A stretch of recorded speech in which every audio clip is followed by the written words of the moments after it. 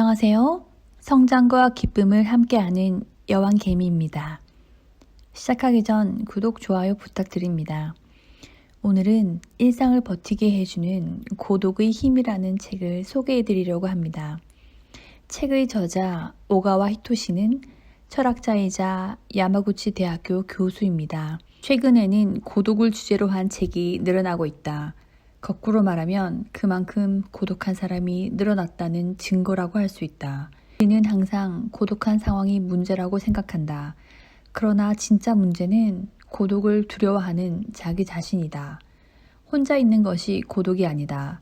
누군가와 함께 있어도, 누군가와 함께 대화를 해도 내 마음이 고독을 느낀다면 그것은 고독한 상황이 아닐까? 이렇듯 고독은 마음의 문제이다. 따라서 내가 늘 생각하는 것이지만 사실 고독은 괴로운 존재도 무서운 존재도 아니다. 나는 고독을 절대 나쁘다고 생각하지 않고 고독을 길들여 올바른 길로 이끌면 된다고 생각한다. 이것이 긍정적인 고독이다. 책에서는 철학자를 통해 긍정적인 고독을 배우고 고독을 즐기는 방법을 배우게 된다. 고독의 부정적인 측면만 강조하는 소통 강박 사회에서 고독을 두려워하는 모든 이들에게 용기와 희망을 줄 것이다. 작가는 교토대학 법학부를 나와 대기업에 입사하면서 엘리트의 길을 걷게 되지만 20대에 인권 변호사를 꿈꾸고 또 이루지 못한 경험으로 1년 이상 은둔형 외톨이가 되었다고 합니다. 좋은 대학을 나와 대기업에 간 친구가 프리랜서를 하고 있다는 이런 소리를 듣기 싫었다고 합니다. 아무도 나를 이해해주지 않는다. 사회는 나를 버렸다. 그렇게 생각하자 까닭없는 외로움에 온몸이 떨렸다. 불규칙한 생활 탓에 몸은 병들고 마음까지 병들어 갔다. 불안이 원인이었을 테지만 매일 편두통에 시달렸고 수면장애로 우울증까지 걸렸다. 게다가 대장에 출혈이 생겼는데 그것이 대장암으로 퍼질지도 모른다는 생각에 한때는 죽음도 각오했다. 다행히 스트레스성 출혈이라 죽지는 않았지만 그 생활을 몇 달 더 했으면 지금의 나는 이 세상에 없었을 것이다. 자신이 몸을 추스른 나는 지푸라기라도 잡는 심정으로 모든 분야의 책을 섭렵했다. 나를 구원해 줄 것만 같은 분야의 입문서부터 종교서적까지 그러나 모두 믿고 따르면 구원받을 것이다 라고 선전하는 책들 뿐이었다. 그런데 철학은 달랐다. 철학만이 스스로 인생을 개척하는 방법을 알려주었다. 이른바 믿고 따르라가 아니라 의심하고 스스로 개척하라는 메시지였다. 철학에 몰두하는 동안 고독은 어느샌가 사라져버렸다. 이것은 완전히 이상한 감각이었다. 여전히 혼자 인생을 생각하는 날이 많았지만 지금까지와는 전혀 다른 기분이었다. 정신을 차려보니 나는 직업을 찾고 있었다.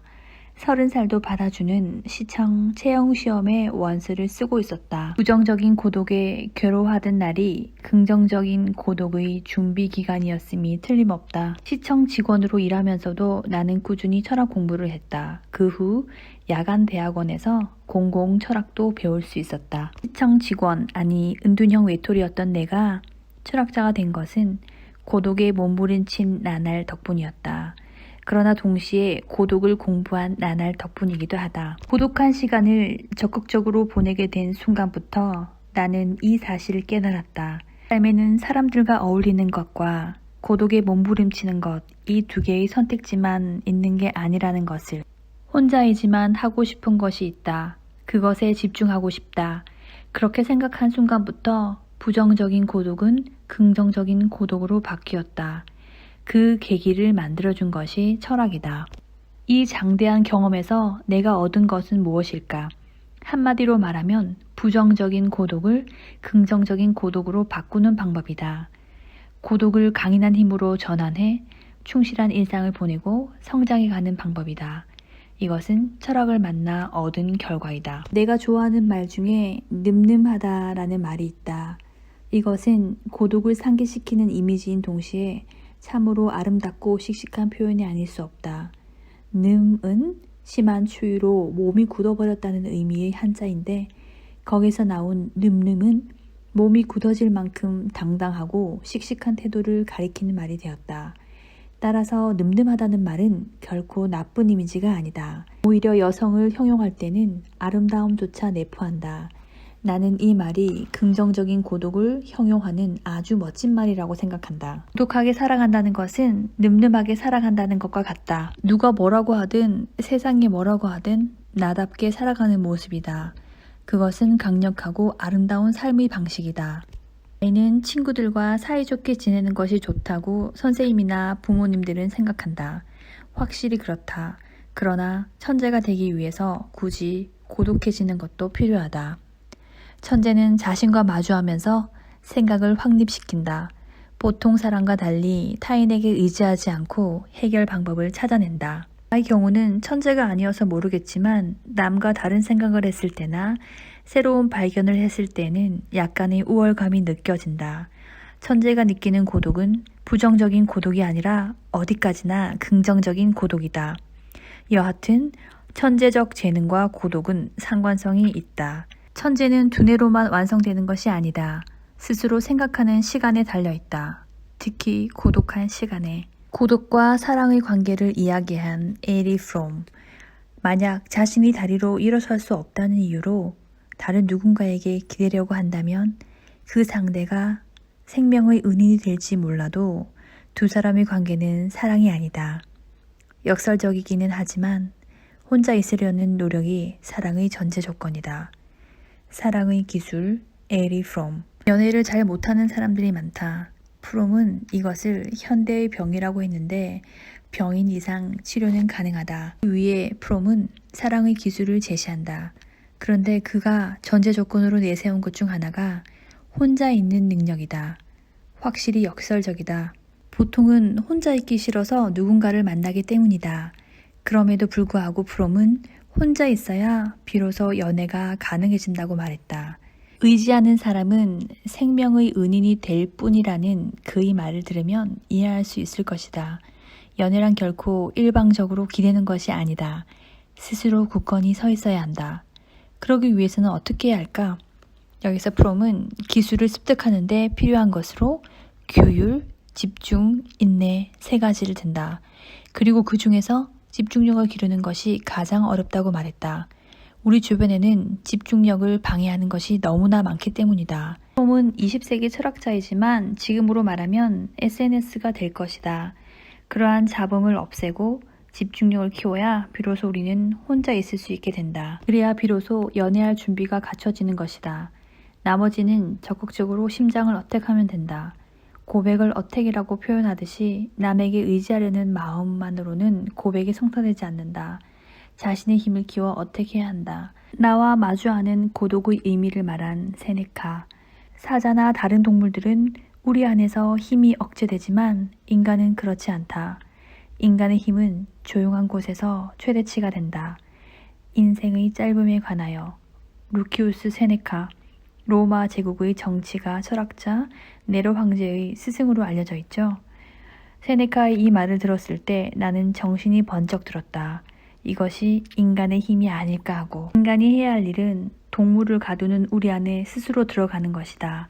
그래야 비로소 깊이 생각할 시간을 가질 수 있다. 다만 우리에 들어간다고 해서 자동적으로 깊이 생각하는 힘이 나오는 것은 아니다.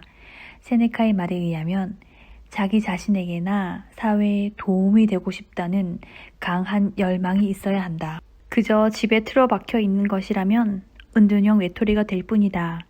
그것은 자신에게도 사회에도 마이너스다.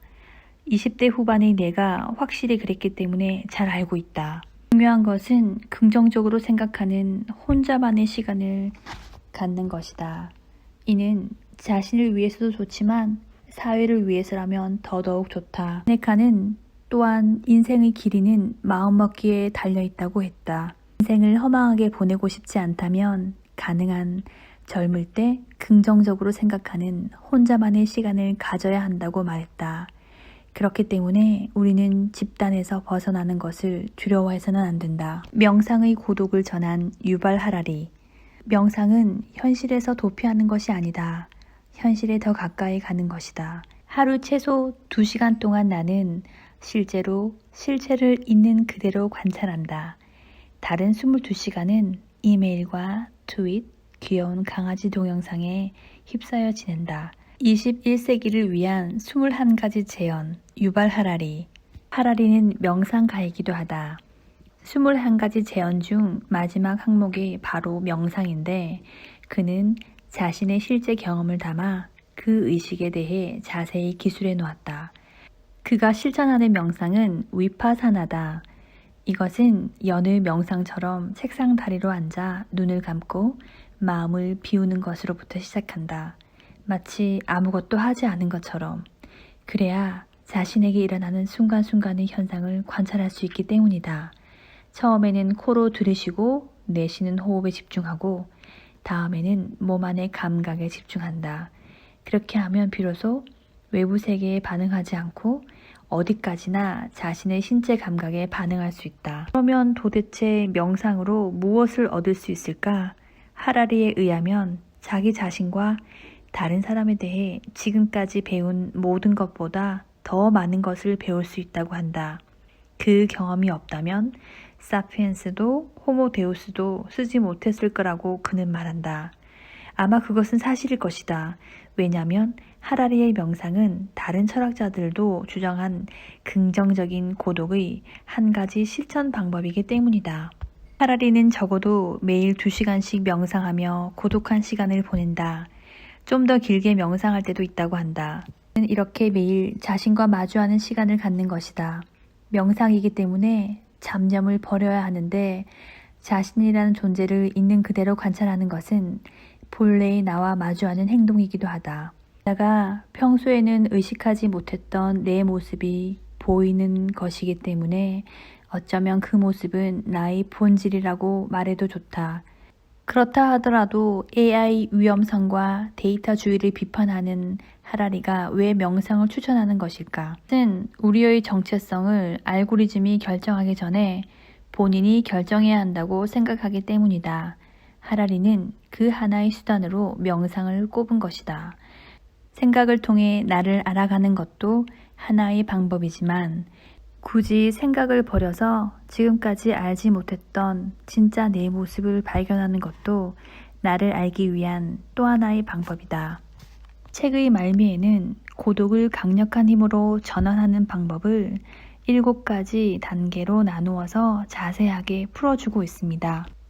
1단계는 좋아하는 일 찾기, 2단계 정보에서 벗어나기, 3단계 다른 사람 의식하지 않기, 4단계 거절하기, 5단계 혼자 즐길 방법 생각하기, 6단계 단시간 혼자 지내기, 7단계 장시간 혼자 지내기. 1단계에서 7단계 방법을 참고하셔서 자신만의 단계를 만든다면 우리는 누구나 고독에 익숙해지고 삶의 모습이 달라질 것이며 반드시 강인한 사람이 될 것입니다. 모두 고독을 내 편으로 만들어서 100세 시대라 불리는 긴 시간을 여유롭게 살아가시기 바랍니다. 감사합니다. 여왕개미였습니다.